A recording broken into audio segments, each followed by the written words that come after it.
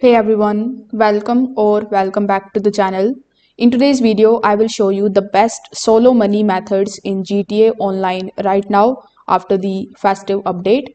So these methods don't need friends, don't require any glitching and work great even if you log in for a short time. The first method is the Cayo Perico Heist solo. If you own the Kosatka, this is still one of the highest solo payouts. Scout the island, choose the drainage tunnel entry, complete it in stealth, and focus mainly on the primary targets for quick runs. It's consistent and repeatable. The second method is payphone hits with the agency.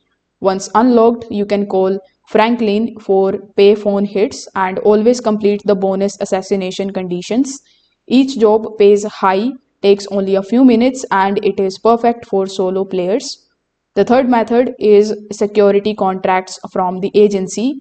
You can choose the vehicle recovery and asset protection contracts because they are short and simple. You can change these contracts while waiting for the cool downs from the other activities. The fourth method is nightclub passive income. If you already own one, just keep your technicians assigned, occasionally sell the stock, earn money passively while doing other missions. It is one of the easiest background incomes for solo players. The fifth method is VIP work like Sightseer and the Headhunter.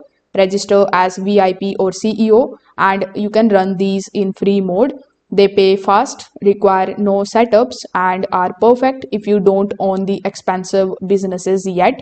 I would also like to give you a bonus tip here. Do not time trials and HSW time trials when available. If you know the routes, you can finish them in a few minutes for the quick solo cash.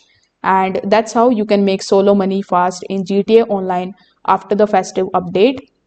So if this video helped you out, make sure that you like this video and subscribe to the channel. You can just comment if you have any questions in your mind. Thanks for watching and I will see you in the next one.